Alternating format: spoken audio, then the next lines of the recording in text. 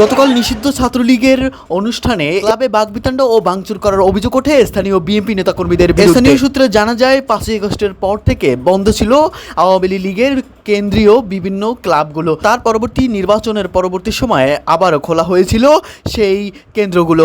পরক্ষণে গতকাল গোপালগঞ্জে হঠাৎ করে হামলা এবং ভাঙচুর করার অভিযোগ ওঠে স্থানীয় বিএনপি নেতাকর্মীদের বিরুদ্ধে। ভাইরালকৃত ভিডিওতে দেখা যায় ভিতরে ভাঙচুর এবং ছবি, ব্যানার, পোস্টার ইত্যাদি ছিঁড়ে ফেলার অভিযোগ ওঠে। দলের নেতাকর্মীর মধ্যে তারা নিজেরাই সে ভিডিও ধারণ করলে দ্রুতই সামাজিক যোগাযোগ মাধ্যমে ছড়িয়ে পড়লে নেটিজেনদের মাঝে শুরু হয় নানা আলোচনা সমালোচনা। কেউ কেউ বলেন নিষিদ্ধ ছাত্রলীগের এই ক্লাব ভাঙা এটা বেশ স্বাভাবিক ব্যাপার, কারণ 5ই আগস্টের পূর্ব থেকে 2009 সাল থেকে তাদের দীর্ঘ সময় ফ্যাসিস্ট এবং বিভিন্ন রকমের অপকর্মের কারণেই ভাঙা হয়েছে, এমনটাই বলেছেন সাধারণ মানুষ।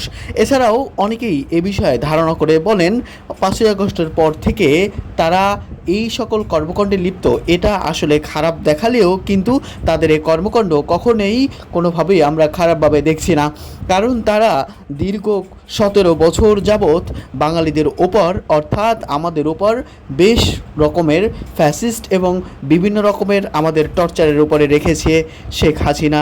তো শেখ হাসিনার এমন কর্মকাণ্ডের পর তার নিজস্ব এলাকায় ভাঙতে পারা এটা একটা গর্বের বিষয়, এমনটাই বলেন। এছাড়াও কেউ কেউ বলেন শুধু গোপালগঞ্জ নয়, বাংলাদেশের যে কোনো প্রান্তরে থাকলে তা ভেঙে ফেলা উচিত, এমনটাই অনেকেই বলে আছেন।